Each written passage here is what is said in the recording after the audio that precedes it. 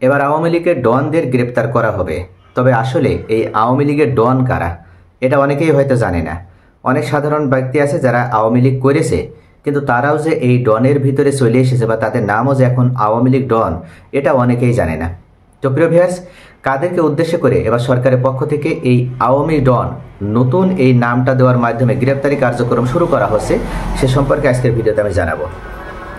আওয়ামী লীগের বিরুদ্ধে গ্রেপ্তারের আহ্বান জানিয়ে জাতীয় গণতান্ত্রিক পার্টি জাগবা সহসভাপতি ও দলীয় মুখপাত্র রাশেদ প্রধান বলেছেন, শেখ হাসিনার স্বৈরতন্ত্র এবং ফ্যাসিজমকে জায়েজ করার জন্য বিএনপি জামাতকে উগ্রপন্থী বানানোর জন্য একদল মানুষ মিডিয়া জগৎকে নিয়ন্ত্রণ করেছিল। এখনও পর্যন্ত তারা এই মিডিয়াকে ব্যবহার করে বিএনপি জামাতের বিরুদ্ধে অপপ্রচার চালিয়ে আসছে। মেরুদণ্ডহীন সেলিব্রিটিদের আওয়ামী লীগের প্রচারের কাজও তারা ব্যবহার করেছে।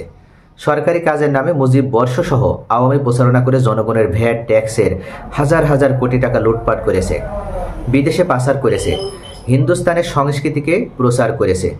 অবৈধ এমপি হওয়ার কারণে আসাদুজ্জামান নূর গ্রেপ্তার হলেও গাউসুল আলম শাওন, সাব্বির রহমান তানিম, ফরহাদুল ইসলাম, ফাহাদ করিম সহ বাকিরা ধরাছোঁয়ার বাইরে। কথাবার্তা পরিষ্কার, আওয়ামী ফ্যাসিজমে মিডিয়া ডনদের গ্রেপ্তার করতে হবে, অর্থাৎ এদেরকে মিডিয়া ডন বলা হচ্ছে। জুলাই গণ অভ্যুত্থান স্মরণে আগামীর বাংলাদেশ গড়ার লক্ষ্যে জাগবার মাসব্যাপী যে কর্মসূচি 30তম দিনে ঢাকা মহানগর উত্তরে প্রেস ক্লাব, পল্টন, বিজয়নগর এলাকায় জনসংযোগ, লিফলেট বিতরণ ও বিক্ষোভ মিছিল শেষে পথসভায় সংক্ষিপ্ত বক্তব্যে এসব কথা বলেন রাশেদ প্রধান বলেন, ফ্যাসিজমের মিডিয়া ডনরা অতীতে আওয়ামী স্ট্র্যাটেজি বা কৌশল প্রণয়ন করেছে। হাসিনা পুত্র জয় এবং রেহানা পুত্র ববির আওয়ামী গবেষণা প্রতিষ্ঠান CRI এর নির্দেশনায় আওয়ামী ডিজাইন করেছে। ফ্যাসিস্ট শেখ হাসিনার পতনের পর আওয়ামী গুজব ছড়ানো কৌশল এবং সোশ্যাল মিডিয়ার ডিজাইন করছে কারা?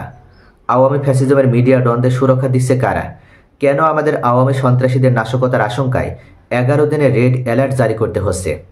দ্রুততম সময়ের মধ্যে আওয়ামী সন্ত্রাসী এবং আওয়ামী কৌশল প্রণয়নের মিডিয়া ডনদের আইনের আওতায় এনে দেশের শান্তি ফিরিয়ে আনতে হবে। পথসভায় আরও বক্তব্য রাখেন জাগবা সাধারণ সম্পাদক অধ্যাপক ইকবাল হোসেনও। তো প্রিয় ভিউয়ার্স, মূলত এবার সরকারের পক্ষ থেকে মিডিয়া ডন যারা আওয়ামী লীগের রাজনীতির সাথে পূর্ব থেকে জড়িত না থাকলেও বিভিন্ন সময়ে তারা এই মিডিয়া সেক্টরটি ব্যবহার করে অপরাধ জামাত এবং বিএনপি নেতাকর্মীদের বিরুদ্ধে অপপ্রচার চালিয়েছিল, দেশের ভিতরে এক ধরনের অস্থিতিশীলতা তৈরি করেছিল বা মুজিব বর্ষের নামে সরকার দেশের জনগণের টাকা, জনগণের ট্যাক্সের টাকা হাজার হাজার কোটি কোটি টাকা লুটপাট করেছে, তারা নষ্ট করেছে। এখন তাদেরকেও শাস্তির আওতায় নিয়ে আসা হচ্ছে। তো প্রিয় ভিউয়ার্স, এক্ষেত্রে সাধারণ মানুষের কোনো ভয় নেই।